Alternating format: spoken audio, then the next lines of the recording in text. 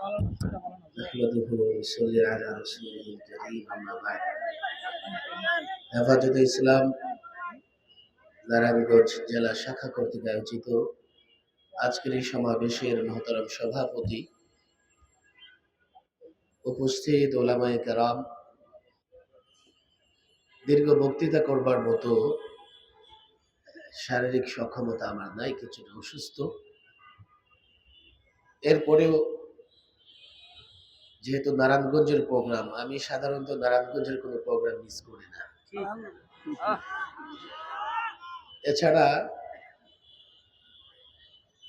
গত মাসে এই নারায়ণগঞ্জের মাটি থেকে বামপন্থী রামপন্থী কতিপয় লোকদেরকে ওলামাদের বিরুদ্ধে স্লোগান দিতে দেখা গেছে।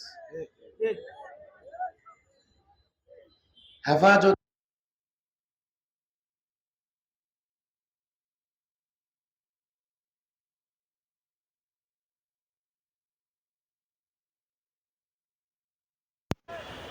মানব অধিকারের কথা বলে, সকলের অধিকারের কথা বলে, শান্তির পক্ষে, শৃঙ্খলার পক্ষে, সন্ত্রাসের বিরুদ্ধে, নৈরাজ্যের বিরুদ্ধে যত ধরনের অপকর্ম আছে সকল অপকর্মের বিরুদ্ধে হেফাজতের অবস্থান।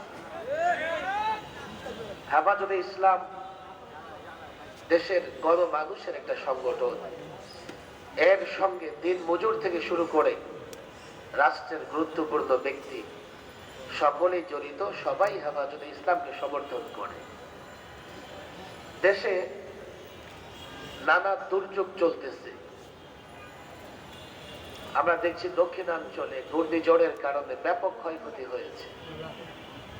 আবার সিলেট অঞ্চলে আমাদের একটা প্রতিবেশী দেশ আছে, খুব মহব্বত করে আমাদেরকে, তারা যা চায় সবসময় তাই দিয়ে দিই আমরা।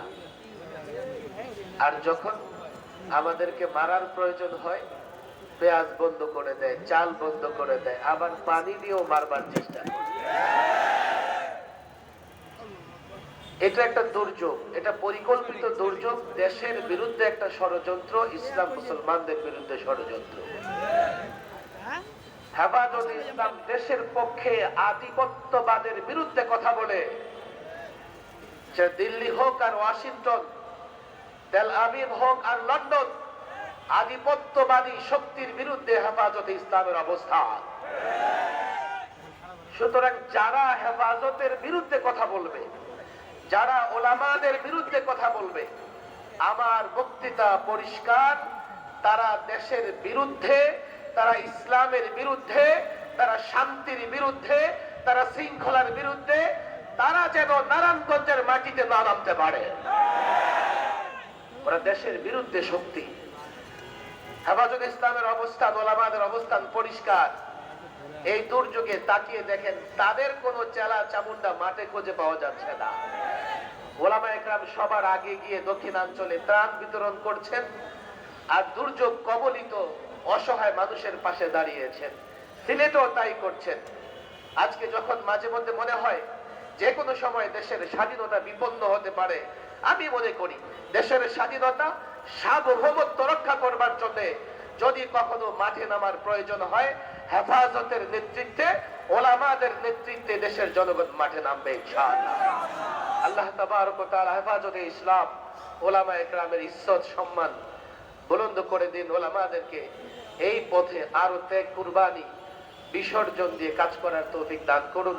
ওয়া মা তাওফীকি ইল্লা বিল্লাহ।